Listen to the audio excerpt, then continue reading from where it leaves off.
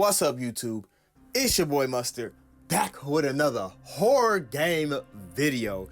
And today, we're here to play the Evil, or is this called Evil Inside? Let me say this. Let me start off with the positives. Because, yeah.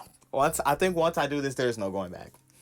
Or let me start off with the story, I guess. Let me start that. Okay, so pretty much the story is they show a woman died in a well or whatever. Or she died in a well, and the police are pretty much trying to find out who did it. Now the main suspect, Jesus, I'm talking too fast, becomes her husband.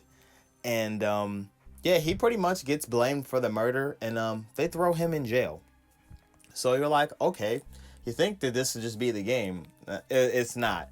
So they cut to you walking around in this home, and some guy talking about like his problems and wanting to see his mom even though she knows she's dead. So from what I was going from in the beginning, because it didn't really do much explanation, that you're the son of the woman who dies. And they don't really tell you how you get into the room or whatever. But pretty much what happens is, you're trying to, hear your mom or talk to your mom one last time. And you try to do it through a Ouija board. And you know how that's gonna go, bro. Like, this is an L from here. So the Ouija board blows up. And you pretty much have to spend the entire game recollecting all the pieces for the Ouija board.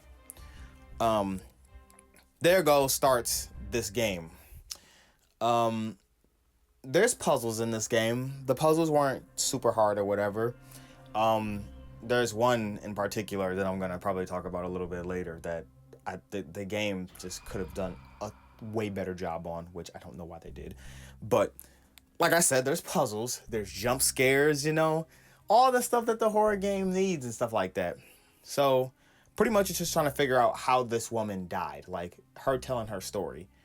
The problem with this, and I think this is like quite literally where it ends here. The story ain't all that good. Like, it's not.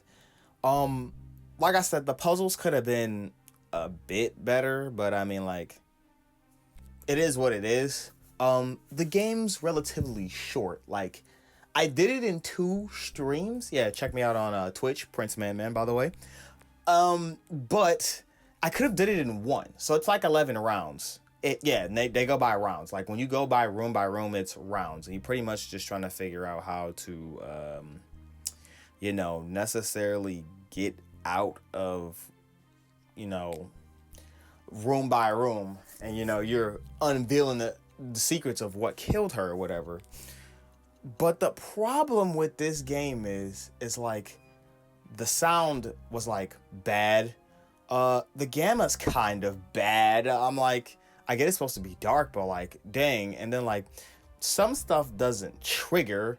It was like possibly one of the worst horror games that I probably could have played in a while. Like, nothing was really intriguing about the story. You want to know the ending of this game, y'all? So pretty much at the end of the game, you figure out how she dies, and like, apparently since you're the son, she pretty much just kills you and throws you in the well. Like, deadass. Like, she kills you, throws you in the well, and that's literally the end of the game. It was like nothing satisfying or you helping her out for her past. No, you literally just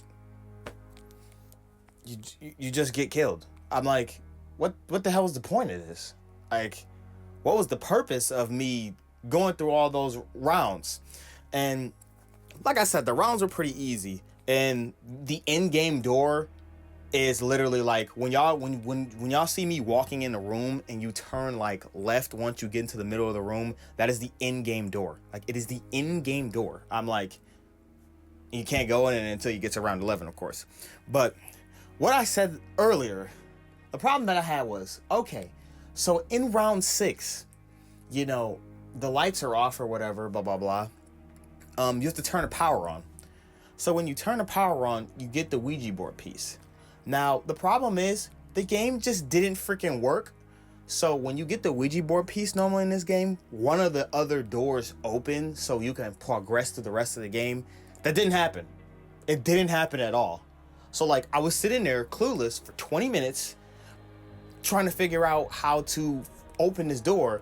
And this was the 20 minutes in the second stream, because the first one I had to get off because I sat there for probably 30 minutes and had a headache on trying to figure out why none of the doors were opening. So I thought the game was broken.